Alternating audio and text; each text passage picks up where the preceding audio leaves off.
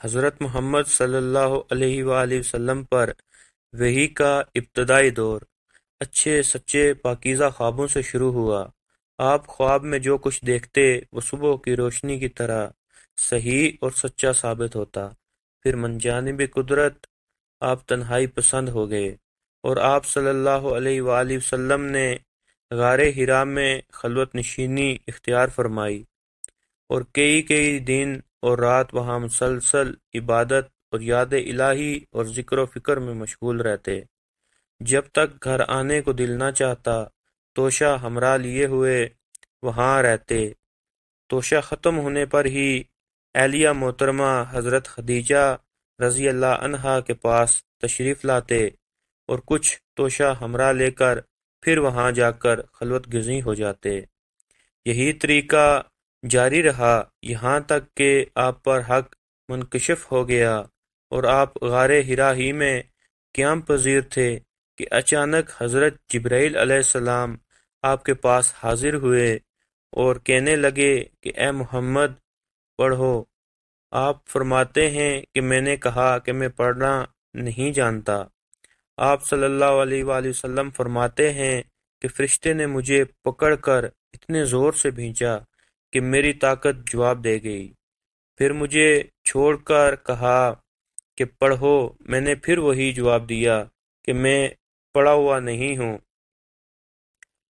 اس فرشتے نے مجھ کو نہایت ہی زور سے بھینچا کہ مجھ کو سخت تکلیف محسوس ہوئی۔ پھر اس نے کہا کہ پڑھ۔ میں نے کہا کہ میں پڑھا ہوا نہیں ہوں۔ فرشتے نے تیسری بار مجھ کو پکڑا اور تیسری مرتبہ پھر مجھ کو بھینچا۔ پھر مجھے چھوڑ دیا اور کہنے لگا کہ پڑھو اپنے رب کے نام کی مدد سے جس نے پیدا کیا اور انسان کو خون کی پھٹکی سے بنایا۔ پڑھو اور آپ کا رب بہت ہی مہربانیاں کرنے والا ہے۔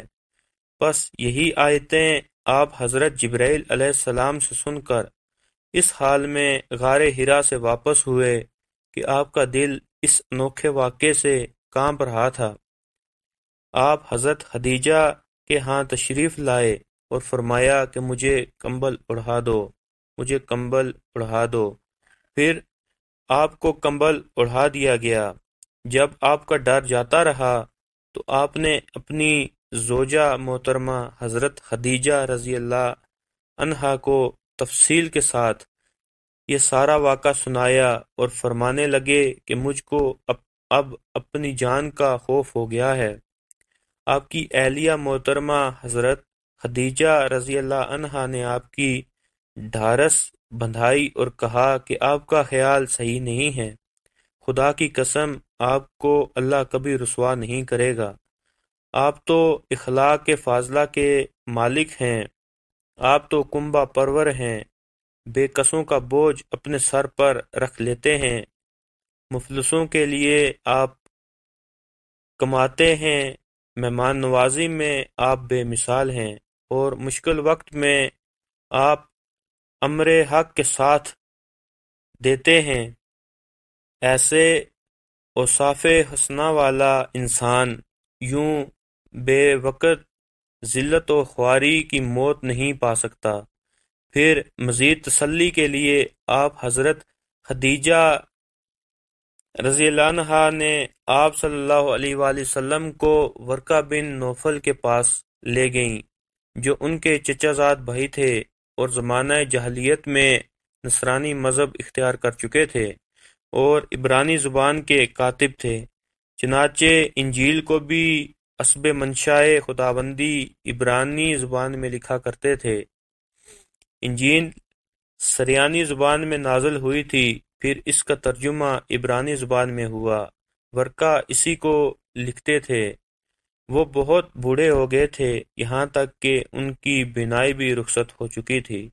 حضرت خدیجہ رضی اللہ عنہا نے ان کے سامنے آپ کے حالات بیان کیے اور کہا کہ اے چچا زاد بھائی، اپنے بھتیجے یعنی محمد صلی اللہ علیہ وآلہ وسلم کی زبانی ذرا ان کی کیفیت سن لیجئے۔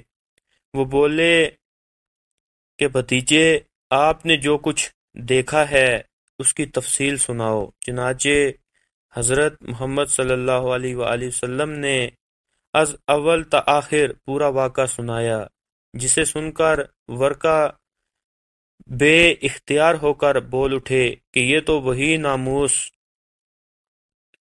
ہے جس سے اللہ نے حضرت موسیٰ علیہ السلام پر وحی دے کر بھیجا تھا۔ کاش میں آپ کے اس عہد نبوت کے شروع ہونے پر جوان عمر ہوتا، کاش میں اس وقت تک زندہ رہتا جبکہ آپ کی قوم آپ کو اس شہر سے نکال دے گی۔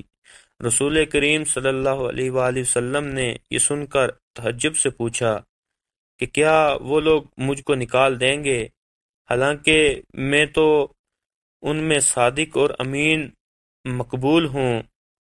ورقہ بولا، ہاں یہ سب کچھ سچ ہے، مگر جو شخص بھی آپ کی طرح امر حق لے کر آیا، لوگ اس کے دشمن ہی ہو گئے ہیں۔ اگر مجھے آپ کی نبوت کا وہ زمانہ مل جائے تو میں آپ کی پوری پوری مدد کروں گا، مگر ورقہ کچھ دنوں کے بعد انتقال کر گئے۔ پھر کچھ عرصے تک وحی کی آمد موقوف رہی۔ صحیح بخاری حدیث نمبر 3۔